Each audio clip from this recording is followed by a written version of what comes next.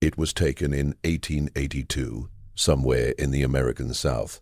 A black family, formal and dignified, dressed in their finest clothes, stands inside a photography studio. At first glance, it looks like hundreds of other portraits from that period, a moment frozen in time. A family proud enough to pay for the privilege of being remembered. But look a little closer. One member of this family, a young girl standing near the edge of the frame, has something in her eyes that no one noticed for more than 140 years. Something that, when a genetic historian finally examined this photograph under digital magnification, made him fall completely silent. Because what he discovered was not just a physical feature. It was a key, a biological key, written inside her DNA. One that had survived slavery, survived erasure, survived generations of silence, and was now about to unlock the true origin of an entire family whose history had been deliberately wiped away. This is the story of what was hidden in that little girl's eyes. And it may change the way you think about identity, ancestry, and what DNA remembers even when history forgets. Before we begin, if stories like this move you, if you believe forgotten histories deserve to be shared, subscribe to this channel and leave a like. It only takes 2 seconds, and it means a lot. Now, let us go back to the year 1882. Dr. James Okafor had spent 15 years rebuilding lost family histories. His office at Howard University in Washington, D.C. was lined with framed photographs, not of his own relatives, but of strangers. People whose names had been erased and whose stories had been swallowed by time. Every framed picture on his wall represented a case he had solved, a life that had been restored. The morning Diane walked in, rain was falling steadily outside. She was in her early 50s, wearing a gray coat, and she carried a flat cardboard envelope, the way someone carries something priceless, close to her chest, with both arms around it, as if protecting it from the storm outside. "My grandmother left it to me," she said quietly as she placed it on his desk. "And her grandmother left it to her. Nobody knows who these people are. Not their names. Not where they came from, nothing." James opened the envelope slowly. Inside was a photograph about 8 by 10 inches, mounted on thick cardboard backing. A cabinet card, the common portrait format of the 1880s. It was in surprisingly good condition. The edges had turned brown and were slightly bent, but the image itself was sharp and clear. A family of 7 stood inside what appeared to be a photography studio. The backdrop behind them had been painted to look like a garden, a common style used during that era. The father stood in the center, tall and broad-shouldered, wearing a dark suit and a tie. His expression was calm, almost strict, the way many people looked in photographs of that time, because long exposure times required them to stay perfectly still. Beside him, a woman, most likely the mother, sat in a wooden chair wearing a high-collared blouse, her hands folded neatly in her lap. Around them, 5 children had been arranged with careful planning.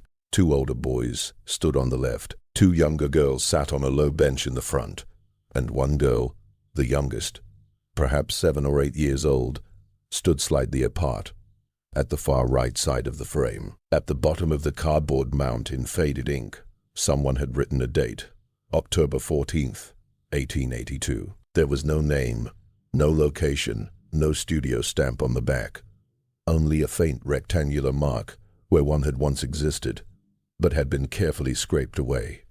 James studied the photograph for a long moment without speaking. Then he reached for the magnifying glass on his desk. "Has anyone ever looked at this closely?" he asked. Diane shook her head. "Not really. We always believed it was just a simple portrait." James lifted the glass to the image, and that was when something suddenly stopped him. He had almost missed it. The magnifying glass moved across the photograph the way it always did, slowly and methodically from left to right, and from top to bottom, collecting small details, searching for clues. The style of clothing, the furniture inside the studio, the quality of the photographic paper.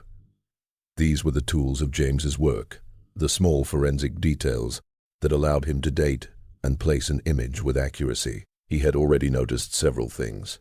The high-collared suits, worn by the boys, suggested the early 1880s rather than the 1870s. The painted garden background matched studio practices used in the American South during the Reconstruction era. The quality of the paper and mounting card suggested a photographer with professional experience, not a wandering amateur, but someone with access to proper equipment and chemicals. Whoever this family was, they had intentionally chosen a skilled photographer. When the magnifying glass reached the youngest girl, the one standing slightly apart on the far right, James paused. Her face was turned just a little toward the camera, as if she had shifted slightly just before the shutter clicked. In that small movement, both of her eyes were visible, and they were not the same. Even in the sepia tones of a 19th century photograph, the difference was clear. The left eye was dark, a deep and even darkness consistent with brown, the expected eye color for a black child of that time. But the right eye was lighter, noticeably lighter. Where the left eye absorbed light, the right eye reflected it differently, with an almost gray-pale quality that stood out from the image. Even in monochrome, James slowly set the magnifying glass down. Instead, he reached for the digital scanner sitting on the shelf behind him. It took him 12 minutes to scan the photograph in high resolution and load it onto his computer monitor. Using software he had worked with for years, he enhanced the archival image, increasing contrast, adjusting gamma levels, and sharpening the focus digitally without changing the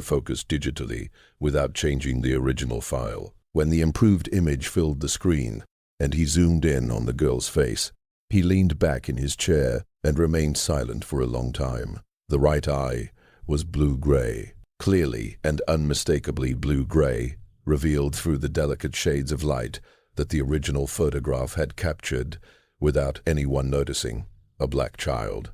In 1882, one brown eye and one blue-gray eye. He turned slowly toward Diane, who was watching him carefully from the other side of the desk. "Tell me everything you know about this family," he said. Everything. Diane knew very little. That was the simple truth, and she admitted it without hesitation.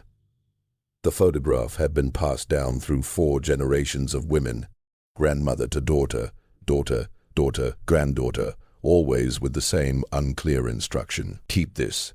It matters. But no one had ever explained why. No names had survived with it. No letters, no documents, no detailed stories. My great-great-grandmother received it from someone she called the old woman, Diane explained quietly. That is all I know. The old woman gave it to her before she died and told her never to lose it. James nodded slowly, while still looking at the screen. He typed quickly and opened a medical reference database he had saved years earlier. It was not something a genealogist normally used, but James had learned long ago that genetics and history were not separate subjects. They were the same story spoken in different languages. Waardenburg syndrome, type 2A, autosomal dominant inheritance pattern. He read the entry the way a detective studies a case file, looking for precise and useful details. Waardenburg syndrome is a genetic condition that affects pigmentation of the hair, skin, and eyes. The most visible features often include heterochromia iridis, meaning eyes of 2 different colors or one eye with 2 colors, and a white forelock, a patch of white or silver hair at the front of the scalp. It is caused by mutations in several genes, most commonly PAX3, MITF, or EDNRB, which influence the development and movement of melanocytes, the cells responsible for pigmentation. James focused on one phrase in particular: autosomal dominant. That meant the mutation needed to come from only one parent to appear. And more importantly, it meant that in a family where the mutation existed, it would appear again and again through generations in about half of the children. If the little girl in the 1882 photograph had Waardenburg syndrome, then she had inherited it from one of her parents, and that parent had inherited it from their own parent, and so on. An unbroken biological thread stretching backward through time. He turned again to the image on the screen. The girl's pale right eye, bright against her dark face, seemed to stare back at him across more than a century. "This child," he said carefully, "has a genetic condition called Waardenburg syndrome. It is hereditary and dominant. It does not skip generations the way some conditions do. Diane leaned forward slightly. "What does that mean?" she asked. "It means," James replied quietly, "this did not begin with her." James spent the rest of that afternoon inside the digital archive. He examined every millimeter of the photograph again, but this time he was not studying the youngest girl. Instead, he looked at the other faces in the frame, searching for the same thread. The two older boys showed nothing unusual. Their eyes appeared evenly dark in the enhanced image. The mother's face was slightly turned, and her right eye was hidden in shadow, a detail the photographer had apparently ignored, a small mistake preserved for more than a century. The father looked straight at the camera, his eyes dark and balanced. Then James focused on the second girl, the one seated on the bench, slightly older than the child with heterochromia, perhaps 10 or 11 years old. He had not paid much attention to her before. She sat with her hands folded in her lap, facing the camera directly, her expression serious like many children who had been told to stay perfectly still. Her eyes were dark. Both of them, no heterochromia. But at the top of her head, just above her forehead, something caught his attention. Her left temple, partly hidden by the careful way. Her hair had been arranged carefully. Her hair had been arranged. There was an area that the digital enhancement now made impossible to overlook, a patch perhaps 2 inches wide, where the hair looked clearly lighter than the rest. Not gray and not simply pale, but white, bright, flat, white. The way a white forelock appears in very old photographs, a small signal of missing pigment resting along the edge of an otherwise dark hairline.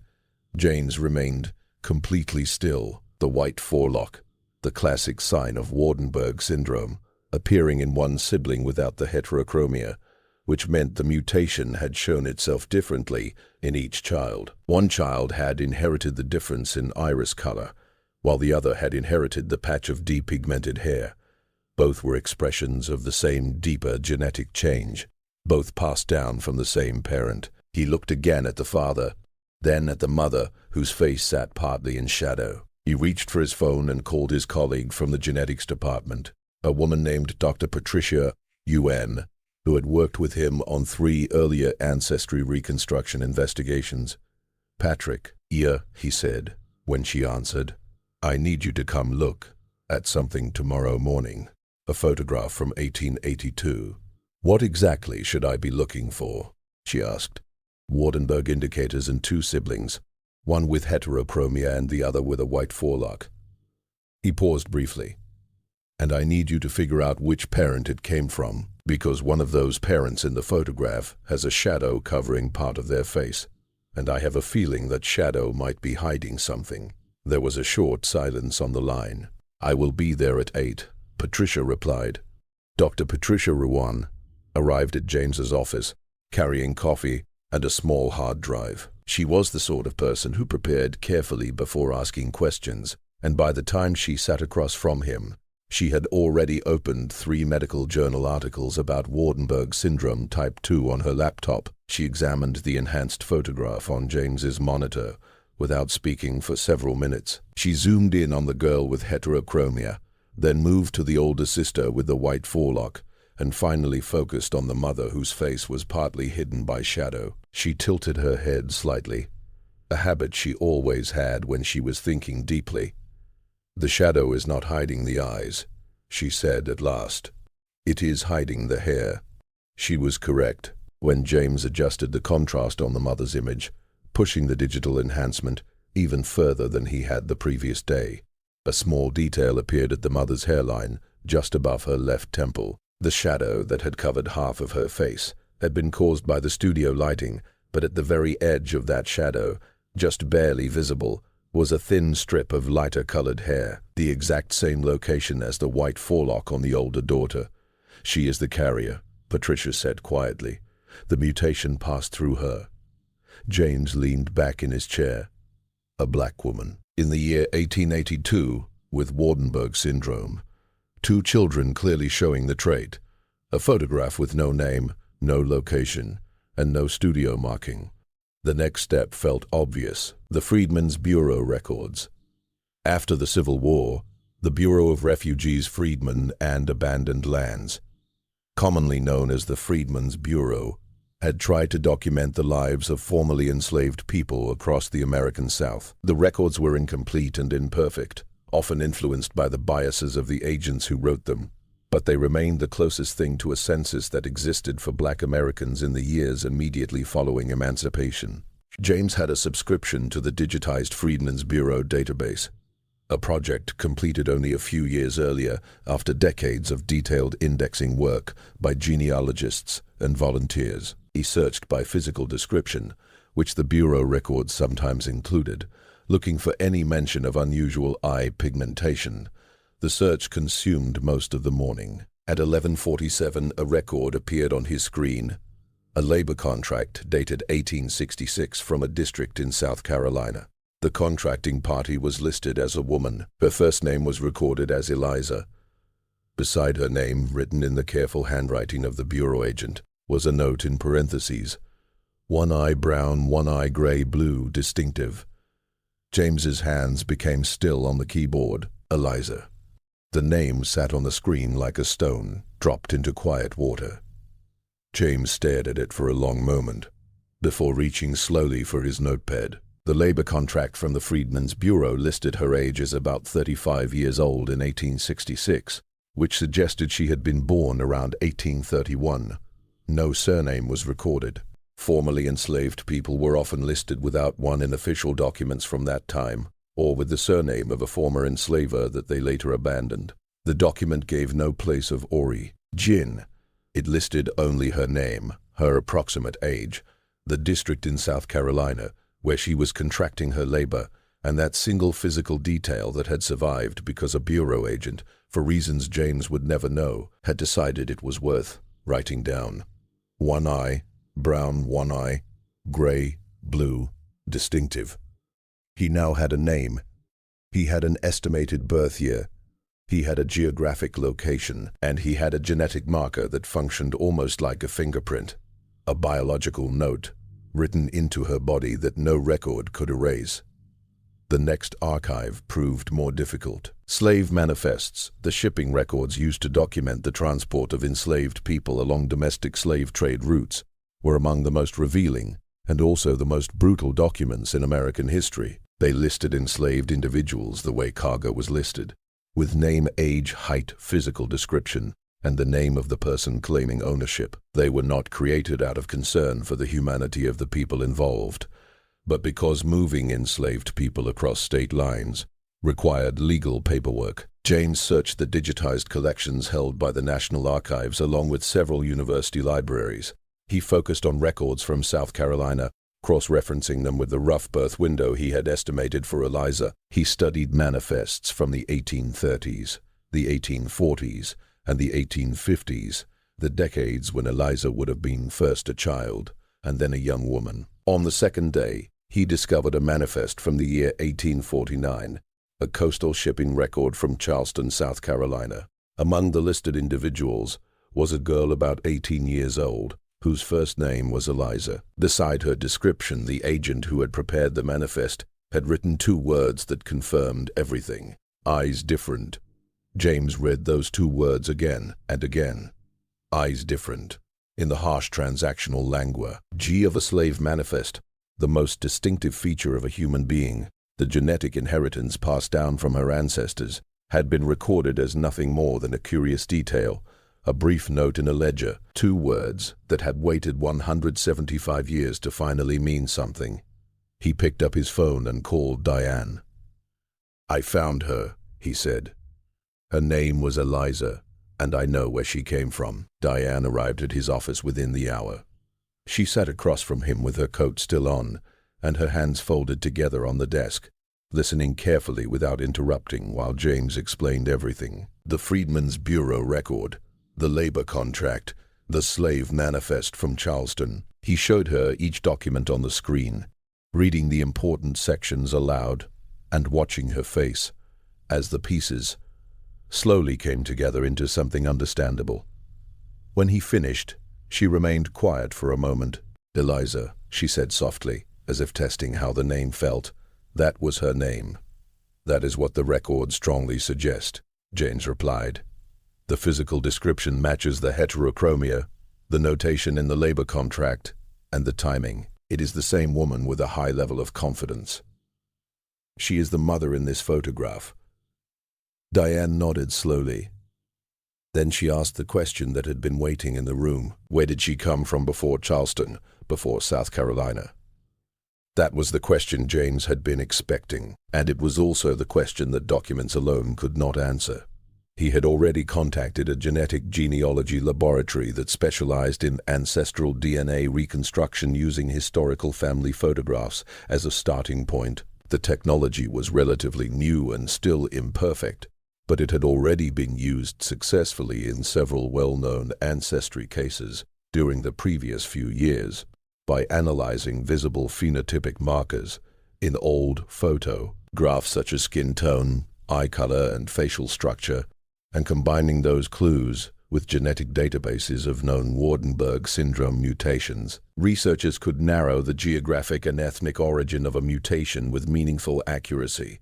But there was another possible path: Diane herself. If she was truly a descendant of the family in the photograph, and the chain of custody of the image through 4 generations of women made that extremely likely, then her own DNA carried the answer. "Have you ever taken a genetic ancestry test?" James asked. "No," she said after a short pause. "Should I?" "I think you should, but not one of the commercial ones. I want to refer you to Patricia's laboratory. They can run a full mitochondrial DNA sequence that traces your maternal line directly, mother to mother to mother, going as far back as the data allows." Diane agreed immediately. The test required 11 days. When Patricia finally called James, with the preliminary results, her voice had a tone he recognized immediately. The careful, restrained excitement of a scientist who has discovered something important, but is not yet ready to fully declare how important it might be. "The mitochondrial haplogroup," Patricia said, "is L3, specifically a subclade that the database connects with a very narrow geographic corridor." She paused before continuing. "West Africa, Sierra Leone, and nearby regions. James, the Waardenburg mutation in this lineage matches a variant that has been documented in exactly one population group in the existing research literature. The population group was the Mende." James recognized the name immediately. Most historians who study the Atlantic slave trade do. The Mende people of Sierra Leone had been among the groups most heavily targeted during the final decades of the legal transatlantic slave trade, a period of intensified raiding and trafficking that occurred before the British naval blockade of the West African coast. Their cultural identity, language, and social systems had been deeply disrupted by that trade. They were also, as Patricia's database search confirmed, the only documented population in West Africa in which the specific PAX3 gene mutation associated with Eliza's form of Waardenburg syndrome had ever been recorded. Waardenburg syndrome had been recorded in more than one person. James spent 2 full days reading everything he could find about the men, their communities, their long history of resistance, and their presence in the written records of the transatlantic slave trade. Then, while searching through the digitized collection of the Amistad Research Center in New Orleans, a place that holds records connected to the African American experience, he discovered something he had not been searching for: a letter. It was handwritten, dated 1891, and it was not addressed to any person by name. The writer described herself only as a woman who had once been called by another name. The letter was written in slow and careful English, the kind of English used by someone who had learned the language later in life, in a country that was not originally her own. It had been donated to the archive in 1934 by a family in Charleston, along with a small group of papers. It had been catalogued properly, but had rarely been opened or studied. James read the letter twice before he was certain about what he was seeing. The woman wrote about her childhood in a village near a river. She described being taken away at night, along with other members of her family, by men who spoke a language she did not understand. She wrote about a ship. She described arriving in a place that was cold and strange to her. She explained how she was given a new name Eliza, because the name she had received at birth was considered impossible to pronounce by the P.O. Plea, who now claimed ownership of her life. Near the end of the letter, there was a passage that made James slowly place his coffee cup down on the desk and sit very still. She wrote, "My mother had eyes that were not the same, one dark like river mud, one pale like the morning sky. She told me that her own mother had the same eyes.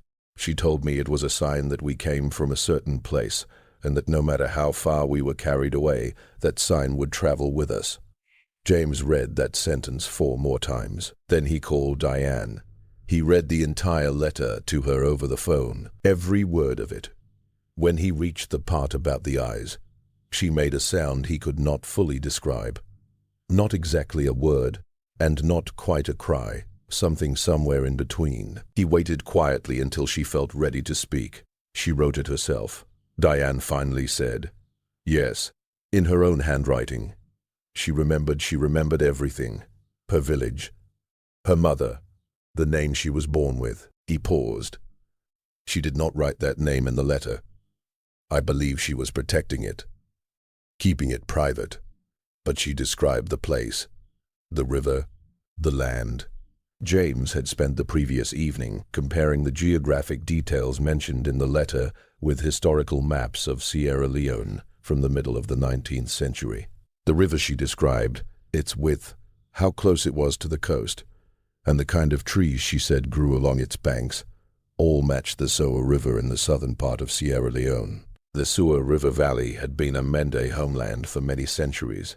Patricia's mitochondrial DNA results, the Wardenberg mutation variant, the letter, and the geography all pointed toward the same place, the same people, the same origin. A family that had been photographed inside a small studio in South Carolina in 1882, with no recorded name and no written history, had once come from the banks of the Soa River in Sierra Leone. Their ancestor had been taken from that river valley sometime during the 1830s or 1840s, in the last brutal years of the transatlantic slave trade.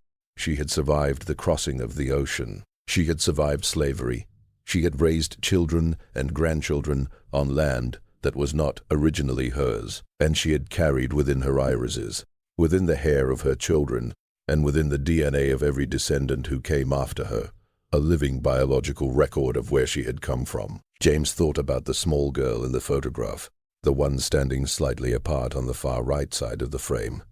Her face turned just a little toward the camera, one eye dark and one eye pale. A 7-year-old child in the year 1882 who had no possible way of knowing that the very thing that made her different was also the thing that would one day guide a historian, 140 years later, to the name of her great-great-grandmother's river. He thought about what it means to carry something inside your body that you cannot see clearly, or feel, or even name. Something that lasts longer than everything else. Something that survives the ships, the auctions, the account books, and the silence that follows them. He sat with that thought for a long time. Then he began preparing what he would tell Diane the next morning. Diane came to James's office one final time on a Thursday morning in October, almost exactly 6 weeks after she had first walked into the building with the photograph pressed against her chest while rain fell outside. She sat across from him at the same desk. The photograph rested between them, still inside its cardboard envelope, still protected with the same care that 4 generations of women had given it. James placed everything on the desk in order: the Freedmen's Bureau record, the labor contract, Patricia's DNA analysis, the letter from the Amistad Research Center, the historical maps, the Mende people of the Soa River Valley in Sierra Leone. Each document formed a step in a staircase that moved downward 1 generation at a time, from a photography studio in South Carolina in 1882 to a small village beside a West African river sometime in the 1830s. Diane listened to everything without interrupting.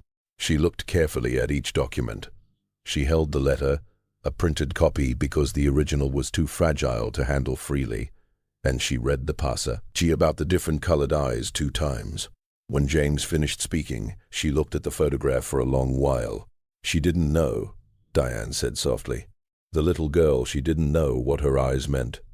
No, James replied. She could not have known, but her great-great-grandmother knew. She wrote it down. Diane looked up at him. She wanted someone to know. She wrote it in a language that was not hers, in a country that was not hers, and she left it for someone to find. James nodded slowly. "You found it," he said. "It just took 140 years. Diane lifted the photograph and looked again at the little girl standing at the edge of the picture. The girl who had moved slightly just before the camera shutter closed. The girl whose pale right eye had caught the studio light in a way that nobody had noticed or questioned for nearly a century and a half. The family had no recorded name. Their story had been carefully and systematically erased, first by the system of slavery, and later by the quiet indifference of history. But the erasure had never been complete. It could never be complete because written inside the biology of that child, inside the cells of her iris, inside the genes she had inherited from her mother, who had inherited them from her mother, who had been taken from the banks of a river in Sierra Leone, there existed a record that no document could ever destroy. Diane gently placed the photograph back down on the desk. She remained silent for a long moment. Then she said, "Her name was Eliza, but somewhere along the Soa River she had another name, and now I know where to begin searching for it." She picked up the photograph, slipped it back into its cardboard envelope, and held it tightly against her chest with both arms, the same way she had carried it into the office 6 weeks earlier during the rain. DNA does not forget. It cannot be taken away, burned, or given a different name. It simply waits. And sometimes, after enough time has passed, someone finally learns how to read it.